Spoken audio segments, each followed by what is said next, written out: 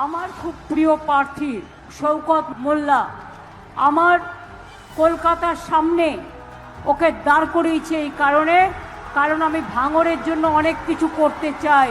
শওকতকে vote দিন, ভাঙড়বাসী যা চাইবেন তাই করে দেবো। কারো কথা শুনবেন না, কোনো নির্দলকে একটিও ভোট দেবেন না। আর বিজেপির টাকা নিয়ে যারা গদ্দারি করে তাদের এই মাটিতে বিনাশ করুন, কবর দিন। ক্যানিং স্টেট প্রার্থী বাহারুল ইসলাম, ওকেও পুরোপুরি সমর্থন করার জন্য, জোড়া ফুল চিহ্নে ভোট দেওয়ার জন্য আপনাদের আবেদন জানাবো।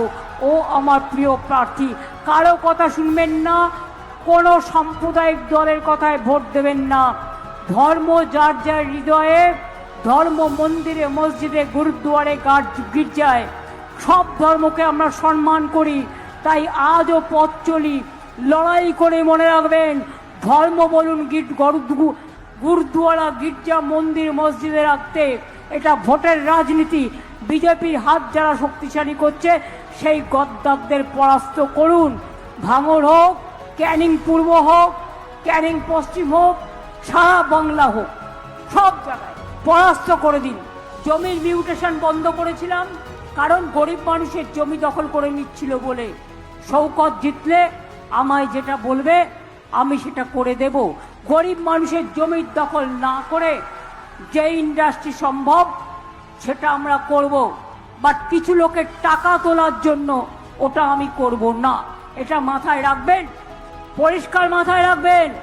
হসপিটালটা যাকে তৈরি করতে দেওয়া হয়েছিল সে করেনি, কিন্তু ইসলামিয়া হসপিটাল, ভাঙড়ের এই হসপিটাল তৈরি করবে। তারা ইতিমধ্যেই আমাদের কাছে প্রস্তাব পাঠিয়েছে, সেটাও হয়ে যাবে। আমি ইচ্ছা করে ক্যানিং থেকে শওকতকে নিয়ে এসেছি। শওকতই আমায় বলেছিল 8টা থানা বানাতে, আমি এখানে 8টা থানা বানিয়ে দিয়েছি কলকাতা পুলিশের আন্ডারে। ওই আমাকে বলছিল, দিদি মেডিকেল কলেজ হাসপাতালটা শুরু হয়নি। আমি বললাম, ওরে যাকে টেন্ডার দেওয়া হয়েছে সে করেনি, এখন ইসলামিয়া হসপিটাল প্রস্তাব পাঠিয়েছে, ওটা আমরা করে দেব।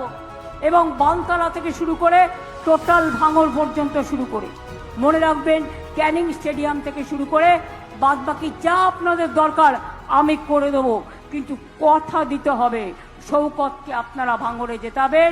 আর ক্যানিং পূর্বেও আমার প্রার্থী বাহারুলকে জেতাবেন, এটা আমায় কথা দিতে হবে। আরো 2 লক্ষ ছেলে মেয়ের চাকরি কিন্তু হবে, লেদার হবে, সব প্রস্তুত হচ্ছে। এবং আপনাদের এখানে অনেক ইন্ডাস্ট্রি গড়ে উঠবে, নিশ্চিন্তে থাকুন। আমাকে যেভাবে শওকত বলবে বাহারুলকে নিয়ে আমি সেইভাবেই কাজ করব। আমি যদি বাহাত হই, শওকত আমার ডান হাত, এটা মাথায় রাখবেন। এদের ওপর কোনো অত্যাচার আসলে আমি ছাড়বো না।